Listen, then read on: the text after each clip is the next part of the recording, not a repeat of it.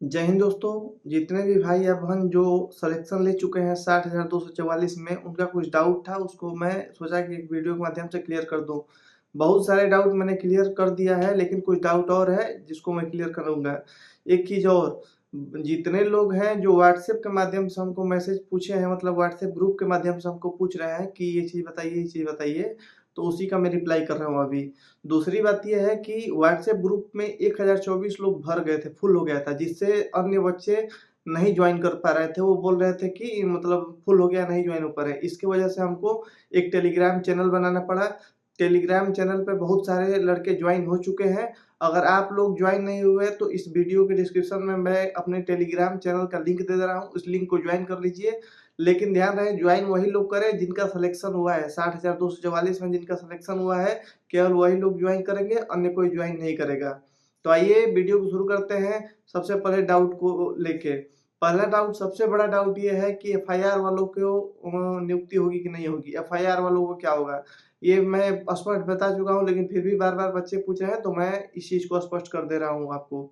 देखिए, अगर एफआईआर में आपका नाम अगर छोटे-छोटे अपराधों में है, कभी-कभी कोई ऐसे मैसेज कर रहा है कि चालान हुआ है बाइक पे, उसका फ़ोटो खींचा गया है, तो उसको भी भरना पड़ेगा, तो नहीं।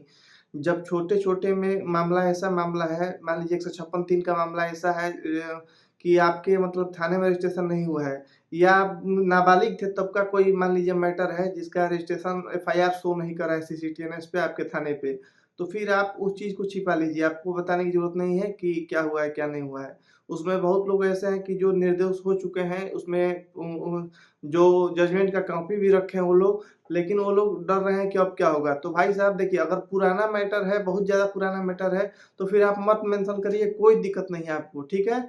लेकिन अगर आपका मैटर अगर अभी नया है, ठीक है? तो आप उसको मेंशन ज़रूर कर दीजिए। मेंशन करने से आपको बाहर नहीं निकाल दिया जाएगा नौकरी से। नौकरी से बाहर तब निकाला जाता है जब आप दोष सिद्ध हो जाएँगे, तब बाहर निकाला जाता है। ऐसे नहीं निकाला जाता है कि आपको आपके ऊपर एफआईआर हुआ, आपको नौकरी से बाहर कर दिया जाए, ऐसा नहीं होता है। अब देखिए, दूसरी बात एफआईआर वालों में उनके बारे में करते हैं जिनका मामला अभी चल रहा है कोर्ट में। अभी न्यायालय में मामला चल रहा है, तो आपको नियुक्ति नहीं मिलेगी। साफ-साफ बता रहा हूँ, नियुक्ति नहीं मिलेगी। नियुक्ति 2 बेस पे मिल पाती है।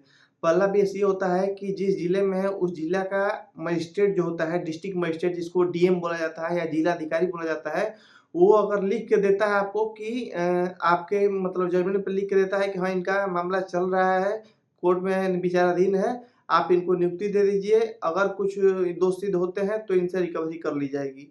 ऐसा डीएम लिख के देते हैं, तब जाके आपकी जॉइनिंग होती है। दूसरा ये होता है कि कोर्ट खुद ये दे, अगर जो कोर्ट है, अगर देखिए कोर्ट अगर लिख के दे दे रहा है आपको ना कि हाँ, इनकी नियुक्ति हो जाए, विवेचनाधीन है अभी मामला, छोटा अपराध है, तो उसमें आपको नियुक्ति मिल जाएगी। लेकिन देखिए, आपको 2 चीज़ बता रहा हूँ यहाँ पे साफ-साफ।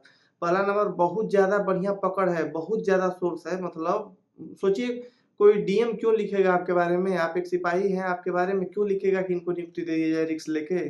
तो जिसका बहुत बढ़िया पकड़ होता है, सोर्स रहता है बहुत तगड़ा, तब जाके डिस्ट्रिक्ट मजिस्ट्रेट लिख के देता है कि हाँ, ऐसा मामला है, या उसके संज्ञान में कोई मामला ऐसा होता है जिसमें उसको पता है कि संज्ञान में है कि ये दोष मुक्त हो जाएगा, तब जाके वो लिख के देता है।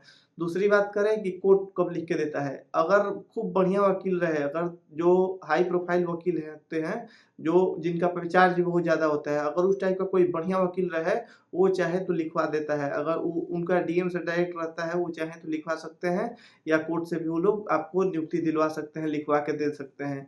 दोनों ही मतलब मैटर में काफ़ी सोर्स की ज़रूरत पड़ती है। तो ऐसे जितने भी लोग हैं, तो या तो किसी बहुत हाई प्रोफाइल वकील को पकड़े बढ़िया और लिखवाएँ, या तो डायरेक्ट डीएम के पास जाके और मिल के कि डीएम साहब हमारे साथ ऐसा है, भविष्य का सवाल है, लिखिए, तब जाके लिखवाइए। यही मैटर होता है, इसके अलावा अन्य कोई नहीं होता है। अगर आप कोर्ट में केस हार जाते हैं, तो फिर आपकी नौकरी तो नहीं मिलेगी, क्लियर है। लेकिन अगर आप कोर्ट में, अगर मान लीजिए आपको ज्वाइनिंग नहीं मिला, आप जीत गए, ठीक है? अगर जीत गए आप, तो फिर आपको क्या होगा ना कि बाद में ज्वाइनिंग होता है। ऐसे बहुत सारे होते हैं, जैसे हम लोग 19 बैच के हैं, तो ऐसे बहुत सारे बच्चे होते हैं जो बाद में ज्वाइनिंग करते हैं। कोर्ट अपना को केस लड़ के जीत के उसके बाद आते हैं और बाद में ज्वाइनिंग करते हैं। आप लोग की ट्रेनिंग कोई अगला बैच आएगा उसके साथ हो जाएगी, नहीं तो आप लोग जेटीसी में पड़े रहेंगे, आपको सैलरी फुल मिलेगी। आपको ट्रेनिंग मतलब जेटीसी ट्रेनिंग जो होता है वो करवाया जाएगा। जब अगला कोई बैच आएगा तो उसके साथ आपको आरटीसी करा दिया जाएगा। लेकिन जीत के आते हैं तब। अगर हार जाते हैं तो फिर आप बाहर हो जाते हैं, वहीं से दोषी हो जाएँगे आप, तो जेल चले जाएँगे वहीं से। तो यही कोर्ट वाले जितने भी केस वाले होते हैं यही मैटर होता है। अगर मामला विवेचनाधीन है, आपका एफआईआर रजिस्टर विवेचनाधीन है, तो आप दरोगा या सब इंस्पेक्टर या जो भी इंस्पेक्टर लगा है विवेचना कर रहे हैं, उनसे मिल के आप बात करिए और कोशिश करिए कि उनसे चाहे जिस तरीके से हो अपना नाम निकलवा लीजिए विवेचना से, तो भी आपकी ज्वाइनिंग हो जाएगी। एक क्वेश्चन बार-बार पूछा जा रहा है, जबकि स्पष्ट बताया हूँ। ये पूछा जा रहा है कि भैया मेरा जो शपथ पत्र है या चरित्र प्रमाण पत्र है, ये 3 लोग से बनेगा, 2 लोग से बनेगा, क्या बनेगा, कहाँ से बनेगा? इसको लेके बहुत डाउट है। तो देखिए स्पष्ट बता दे रहा हूँ, चरित्र प्रमाण पत्र आपका सबसे पहला तो अपने कॉलेज से बनवाइए। कॉलेज वाले में जहाँ से आप 12 पास किए हैं, वहाँ से बनवा लीजिए। अगर आपके पास जो आप 12 पास किए हैं प्राइवेट कॉलेज से किए हैं या एनआईयू से किए हैं, जहाँ से नहीं बन पा रहा है, तो फिर आप वो स्कूल जहाँ से संबद्ध होगा उस स्कूल से जाके बनवाइए। हर एक स्कूल, हर एक इंटर कॉलेज संबद्ध होता है कहीं न कहीं, ठीक है? एनआईओएस से किए हैं तो उसके ऑफ़िशियल वेबसाइट पे जाइए, वहाँ से अप्लाई हो जाता है। अगर आपका स्कूल बंद हो चुका है या आप ग्रेजुएशन किए हैं या प्राइवेट से किए हैं, आप ग्रेजुएशन भी किए हैं, तो फिर आप चाहें तो ग्रेजुएशन वाला भी लगा सकते हैं या अंतिम शिक्षण संस्थान का जो भी आपका चरित्र होगा, वो बिल्कुल वर्क करेगा, 110% वर्क करेगा, इसको लेके कोई डाउट मत रखिएगा। पहला चरित्र तो ये हो गया, दूसरा चरित्र जो फॉर्मेट अपने ग्रुप में दिया हूँ या आप नहीं आपको पता है तो हमारे ग्रुप में जॉइन हो जाइए। तो उस ग्रुप में जो फॉर्मेट दिया हूँ, उस फॉर्मेट को आप भरवा के और 2 लोगों से, गाँव के या मोहल्ले के 2 लोगों से साइन करवा लेंगे। उनका नाम, मोबाइल नंबर और साइन ऐसे लिख करवा के और आपको भली-भाँति जानने का वो लोग साइन कर देंगे। तो 2 हो गया। तीसरा हो गया आपको ग्राम प्रधान, आपका जो ग्राम प्रधान होगा वो बना के देगा। उसके पास फॉर्मेट पहले से होता है, वो बना के देगा। अगर आप किसी शहर में रहते हैं, सिटी में रहते हैं, तो वहाँ पे सभासद होते हैं या पार्षद होते हैं, तो आप ग्राम प्रधान की जगह पे उनसे बनवा लीजिए चरित्र। तो ये तीनों चरित्र बना के आप लेके जाएँगे। अगर आपके पास प्रधान वाला नहीं बन पा रहा है, तो फिर आप 2 चरित्र मतलब एक स्कूल वाला और एक 2 व्यक्तियों को जानने वाला, ये दोनों चरित्र बनवा के ले जाएँगे, तब भी आपका काम नहीं रुकेगा, आपको कोई प्रॉब्लम नहीं होगी, आपका सिलेक्शन हो जाएगा। समझ गए? आशा है चरित्र वाला मैटर एकदम आप समझ गए होंगे अच्छे से अभी। एक पॉइंट है कि चरित्र प्रमाण पत्र कितना पुराना होना चाहिए। तो देखिए अगर आपका चरित्र प्रमाण पत्र 6 महीने से ज़्यादा पुराना है, तो फिर आप बिल्कुल एक नया बनवा लीजिए। इसमें पैसा नहीं लगता। बहुत लोग सोच रहे हैं कि हम 12th का बनवा चुके हैं, फिर जाएँगे तो क्या दिक्कत होगा। प्रिंसिपल आपको खुशी-खुशी बना के देगा, जाएँगे तो उसके स्कूल का लड़का पुलिस हो गया, उसका मतलब वो होता है गौरवान्वित होते हैं वो लोग। ऐसा नहीं कि आप लोगों को मना करें। टीसी जो होता है वो एक बार कटता है, चरित्र आपको दसों बार बनाया जा सकता है। डेट क्या होना चाहिए चरित्र का, उसको आप लोग को ये नहीं मेंशन करना है कि हमको 2018 का पास है तो बताइए कि 2025 में हमारा चरित्र सही है, ऐसा नहीं है। आप उसको उतना ही लिखना है कि जब से पढ़ता है उसके स्कूल में हो, तब का चरित्र बढ़िया है। जो उसका साइन रहेगा, इश्यू डेट रहेगा, वो रिसेंट का रहेगा, अभी का रहेगा। तो ये कन्फ्यूज़न दूर हो गया। दूसरा कन्फ्यूज़न ये है कि लोग मार्क के लिए थोड़ा कहीं गिर गए हैं, यहाँ मार्क हो गया है, कहीं यहाँ मार्क हो गया है, कहीं पे मार्क हो गया है, निशान हो गया है या कहीं ऑपरेशन हुआ है, निशान हो गया है, तो उसको लेके टेंशन में है कि पास होंगे कि नहीं होंगे। तो निशान थोड़ा बहुत है तो कोई नहीं फ़ील करेगा आपको, इतना बारीक से देखा नहीं जाएगा कि आपका निशान सही में चेक किया जाए। इस चीज़ से आप लोग एकदम मतलब वो मत रखिए कि हमको एकदम खड़ा करा के स्कैन कर दिया जाएगा, ईसीजी कर दिया जाएगा। नहीं, एकदम नॉर्मल थोड़ा बहुत निशान भी है तो कोई दिक्कत नहीं है। कहीं गिरे-उरे हैं, चोट लगा है तो कोई दिक्कत नहीं है, आपको निशान है।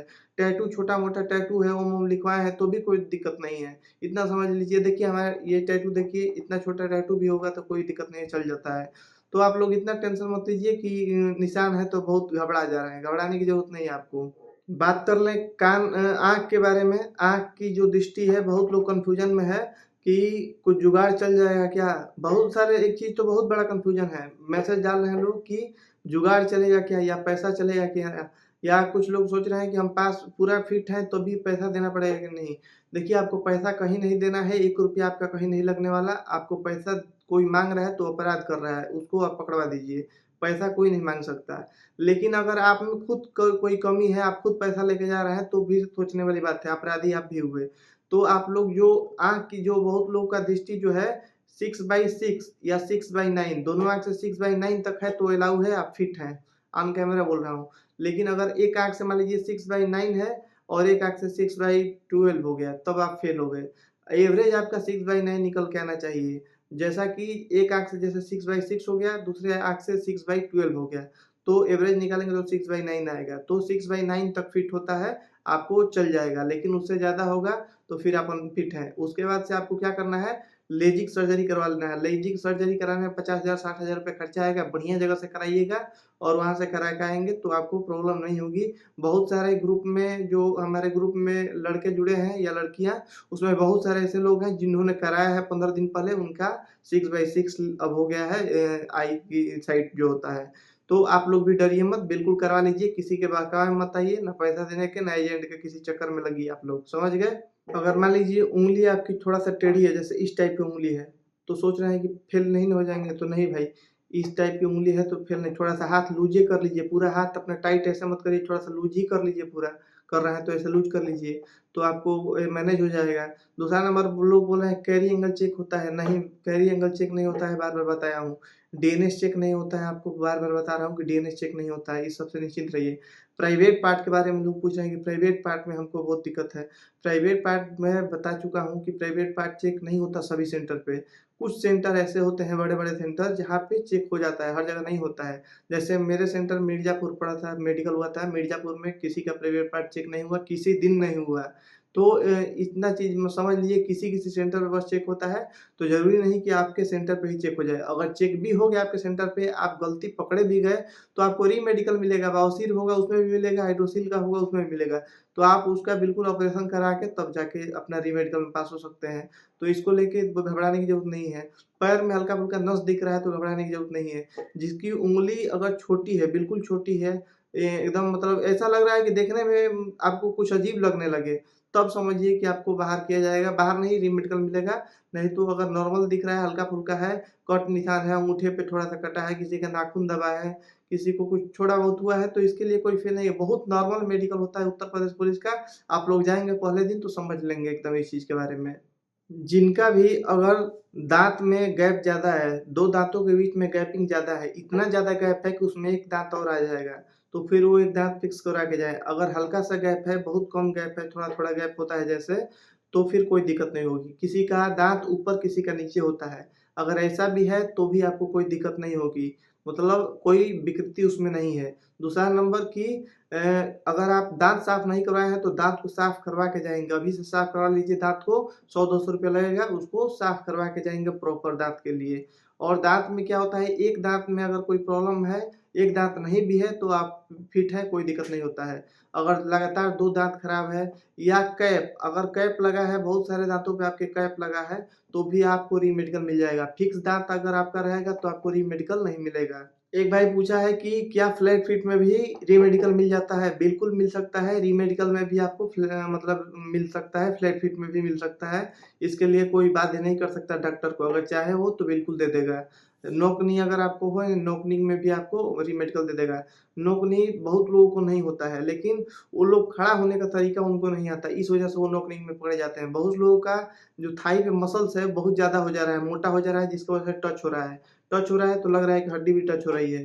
नोक-नी क्या होता है? हड्डी का टेढ़ापन होता है, तो लग रहा है कि वो भी टेढ़ा है, तो वो लोग खड़ा नहीं हो पा रहे हैं। तो अभी समय है 10 दिन उन पे थाई पे मेहनत करें अपने और खड़ा होने का तरीका सीखें। पैर थोड़ा-सा एंगल खुला रहेगा और दूसरा नंबर पैर थोड़ा-सा लूज़ रखेंगे, टाइट नहीं, लूज़ रखेंगे और ग्लूट पे पावर नहीं देंगे, एकदम लूज़ रखेंगे और चेस्ट अप रखेंगे। चेस्ट अप रखेंगे तो लगेगा सीधा खड़ा है एकदम और आपका पैर में गैप बन जाएगा। बहुत फास्ट देखता है डॉक्टर, एकदम चेक नहीं करेगा बारीकी से, खड़ा कराएगा, पंजा खोलो, देख लेगा, हो गया, बस बढ़ गए। 10 सेकंड में सारा का सारा खेल खत्म कर देता है। बाकी मैं आप लोगों को एक दिन चलूँगा और मेडिकल का टूर कराऊँगा। जैसे मैंने सबसे पहले अपने चैनल पे डाला है ट्रेनिंग टूर, उस वीडियो को आप लोग देखे भी होंगे। मैंने पूरा कैंटीन दिखाया है, ग्राउंड दिखाया है, रहने का बैरक दिखाया है। ऐसे ही मैंने डीवीपीएसटी में डाला है कि कैसे मेज लगाया गया था, कैसे मशीन लगी थी चेक करने के लिए, उस वीडियो को से भी शायद आप लोग देखे होंगे। तो वो वीडियो दिखाया था, फिर से आपको रनिंग का मैंने वीडियो दिखाया था, मिर्ज़ापुर में कैसे रनिंग हो रहा था, कैसे रनिंग की 1 दिन पहले तैयारी हो रही थी। ऐसे ही मैं आपको मेडिकल की भी तैयारी दिखाऊँगा कि मेडिकल कैसे तैयारी हो रही है, कहाँ पे कैसे मतलब पैनल बैठेगा, बोर्ड होगा। आप लोग एक चीज़ और प्री मेडिकल में किसी कैंप के चक्कर में ना पड़ें। कोई कैंप वाला प्राइवेट रहेगा, डॉक्टर रहेगा या कुछ ऐसे फिजियो अपने को फिजियो बन रहे हैं, वो लोग रहेंगे, बताएँगे कि हम ये हैं, वो हैं। लेकिन जो अपना सदर हॉस्पिटल होता है, वहाँ के डॉक्टर से आप लोग अपना प्री मेडिकल करवाइए। कुछ प्रॉब्लम है कान में प्रॉब्लम है, तो सदर में जो ईयर स्पेशलिस्ट होगा उसके पास जाइए। क्योंकि जो पैनल बनेगा मेडिकल वाला, उसमें ये सदर वाले ही रहेंगे भैया, और कोई नहीं रहेगा। सदर वाले ये वेरिफाइड डॉक्टर होते हैं, इनको हल्के में आप लोग मत लीजिए। तो इन पे भरोसा करिए आप लोग। फ्री में है तो आप लोग भरोसा नहीं कर रहे हैं, पैसा लगेगा तो भरोसा करने लगते हैं। तो आप लोग इनसे मिलके इनसे कराइए, क्योंकि यही लोग मेडिकल के लिए बैठेंगे। बोर्ड जब गठित होगा ना, तो उसमें इन्हीं में से एक दो लोग रहेंगे, सीएमओ साहब रहेंगे, और बाकी एक आध लोग इसी में से रहेंगे, आपके स्पेशलिस्ट बैठे रहेंगे मेडिकल के लिए। तो आप लोग इन पे भरोसा करिए। और अगर आप चैनल को सब्सक्राइब नहीं किए हमारे, तो चैनल को सब्सक्राइब करके जुड़े रहिए। हम आपके लिए ऐसी-ऐसी काम वाली वीडियो लाते रहेंगे और लाते रहते हैं। दूसरा बात ये कि अगर आप टेलीग्राम चैनल को ज्वाइन नहीं किए हैं तो ज्वाइन कर लीजिए। जो सेलेक्टेड हैं उनको फ़ायदा मिलेगा इस चीज़ से कि कोई भी डिस्कशन होगा, कोई भी महत्वपूर्ण जानकारी होगा, वो आपको सबसे पहले पहुँच जाएगा, बिना किसी यूट्यूब पे जानकारी के या कुछ भी खोजना नहीं है, तुरंत आपको मिल जाएगा वहाँ पे। तो आप लोग वहाँ से ज्वाइन कर लीजिए। मैं वीडियो के डिस्क्रिप्शन में दे दे रहा हूँ लिंक इसका, इस पे क्लिक करके आप ज्वाइन कर लीजिए। बाकी मिलते हैं अगले वीडियो में, तब तक के लिए जय हिंद।